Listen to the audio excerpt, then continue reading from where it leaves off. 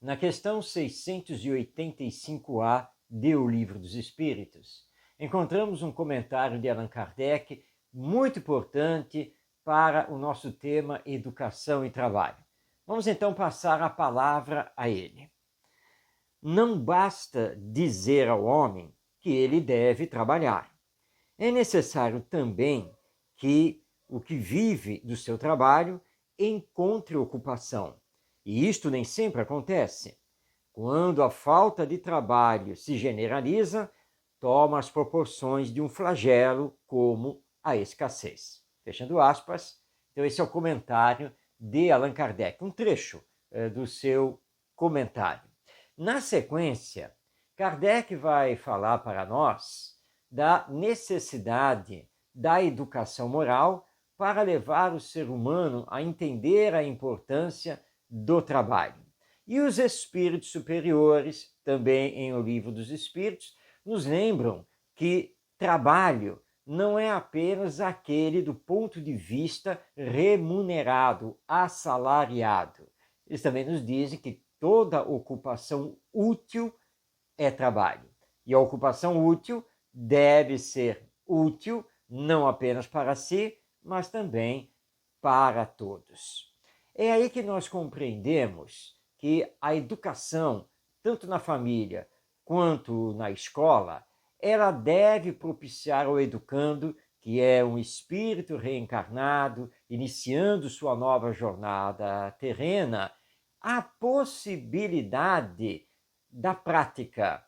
Ou seja, o ensino não pode ser apenas teórico.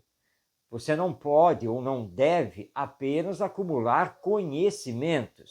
Muitas vezes nós temos muitos conhecimentos, mas não sabemos o que fazer com eles. Ou seja, na vida diária, eles acabam não sendo, de fato, úteis.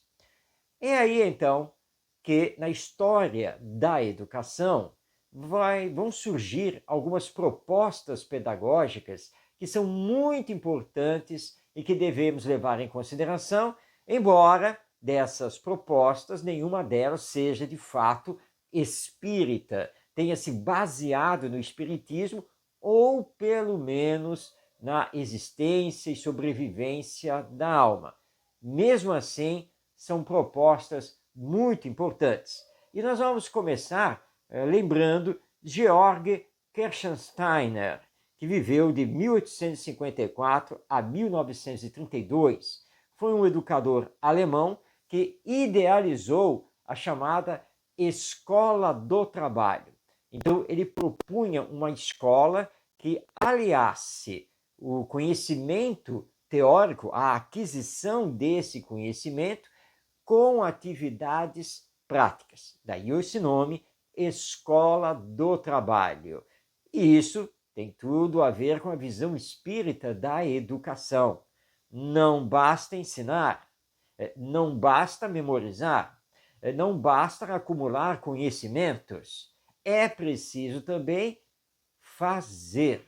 É preciso colocar em prática para levar essa prática para a vida social.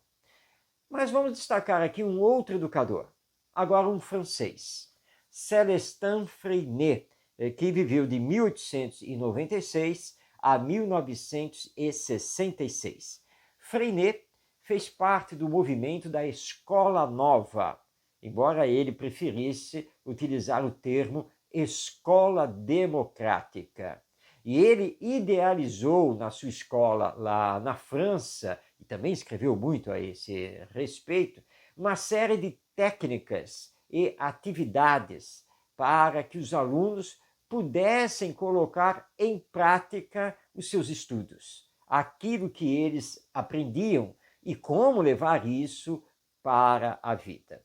Mas temos exemplo de um educador espírita dentro dessa mesma linha de pensamento.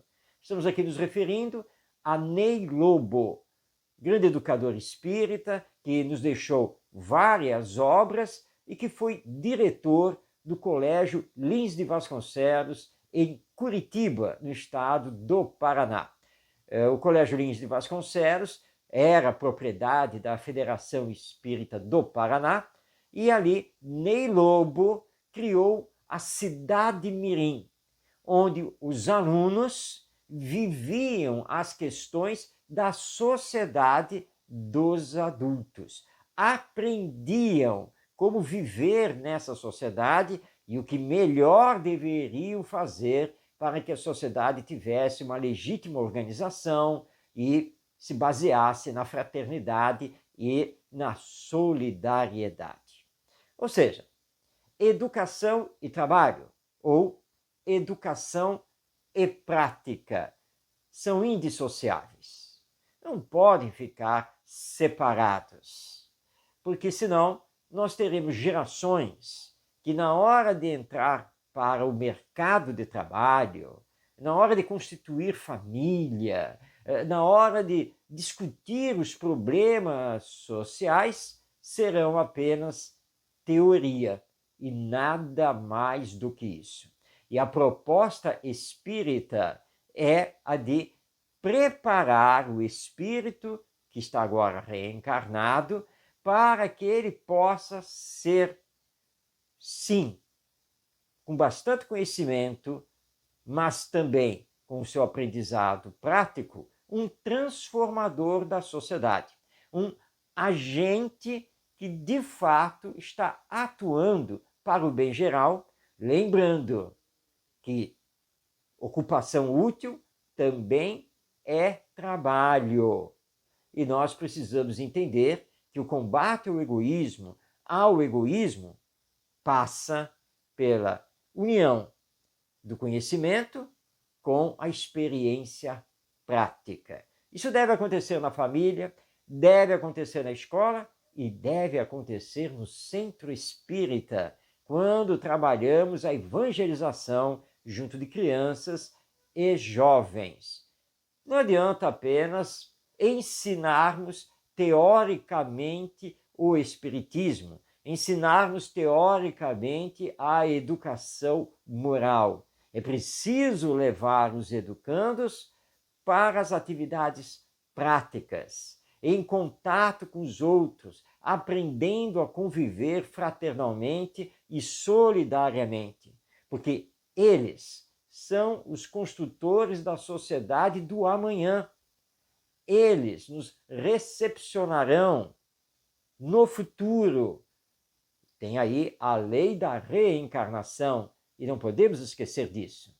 Por isso, o processo educacional precisa ser dinâmico, criativo, participativo, permitindo que os educandos utilizem a sua liberdade, questionem, debatam e façam o aprendizado sob a orientação do educador.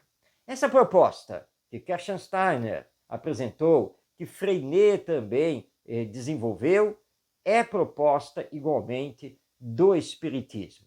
Então, unamos a educação do ponto de vista teórico com o trabalho. E aí sim nós formaremos gerações mais aptas para transformar nossa humanidade para melhor.